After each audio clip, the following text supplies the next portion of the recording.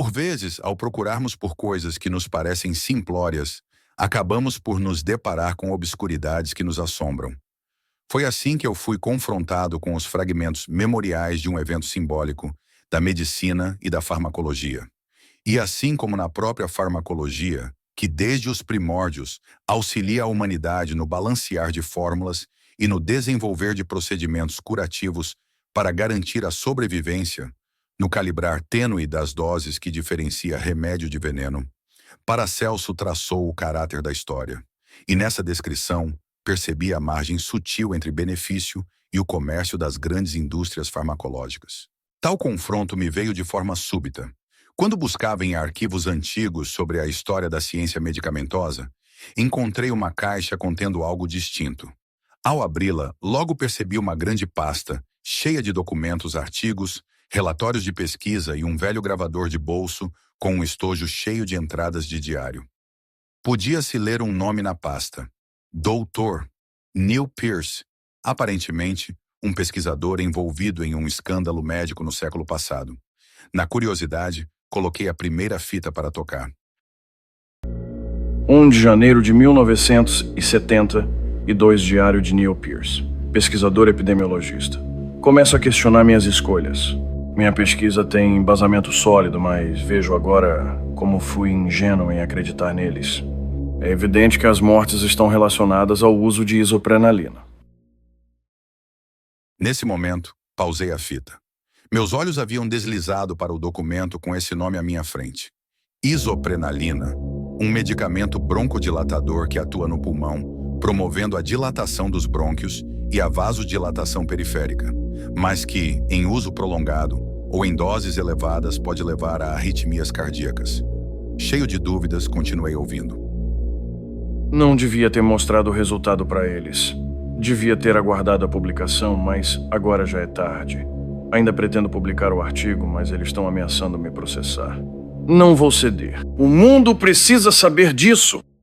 Estava ficando claro uma oposição de interesses perigosa entre o Dr. Pierce e essa tal Riker. Mas, enquanto pensava sobre como deve ter sido duro para o doutor desafiar uma empresa desse jeito, outro documento chamou minha atenção. É seguro respirar. Pesquisadores comprovaram que não há risco no uso de medicamentos contra a asma. Especulações anteriores não passavam de balbúrdia, segundo especialistas. Desde que o Dr. Pierce iniciou essa questão sem sentido, tem havido essa rejeição. Mas é um absurdo pensar que nós prescreveríamos algo que pode matar nossos pacientes, disse o médico pneumologista. Ao terminar de ler, procurei outra entrada do diário que fosse mais recente. Logo vi uma de um dia depois da manchete. 23 de março de 1988. Cegos. Cegos.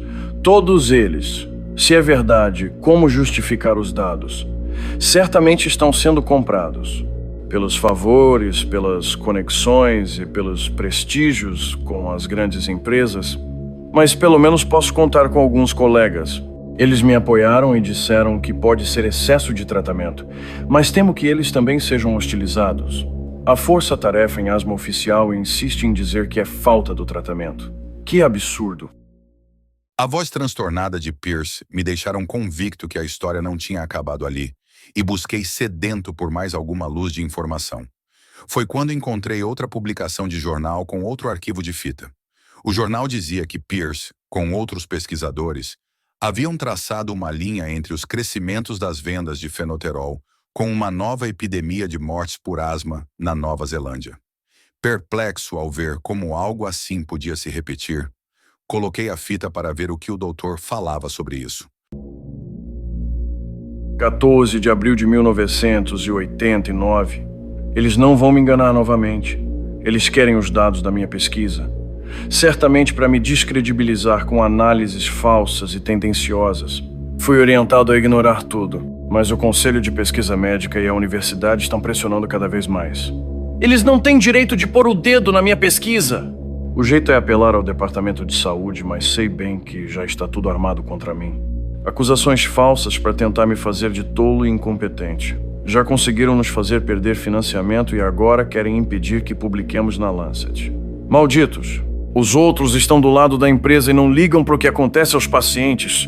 Já chegamos tão longe. Apesar de tudo, não posso desistir agora. Eu ouvia, aflito, aquelas palavras. Não conseguia imaginar a tensão que estava se desenvolvendo ali. Quais as proporções que um conflito como esse poderia gerar? Uma batalha contra gigantes. Mas um indício logo apareceu para sanar essa minha dúvida. Uma carta endereçada ao Dr. Pierce. Ao Dr. Pierce, devido aos acontecimentos recentes e à disposição atual dos fatos, o Hospital Dunedin recusa o pedido para ceder dados clínicos dos pacientes pertinentes à pesquisa do senhor, pois não consideramos tais confidencialidades seguras nessas circunstâncias. Abaixo da carta, uma última fita aguardava para ser ouvida. Esperando que fosse a conclusão de toda essa história, coloquei-a para tocar. Data 5 de outubro de 1992, Vitória. As vendas de fenoterol caíram em mais de 10 vezes e o número de mortes acompanhou o resultado. Minha pesquisa estava certa e agora sinto que valeu a pena. Mesmo com o Departamento de Saúde cedendo à empresa nossos manuscritos confidenciais da primeira pesquisa e depois com a fabricante de fenoterol forçando a universidade a ceder a segunda para contratar pesquisadores falsos e forjar resultados contra nós, obtivemos sucesso.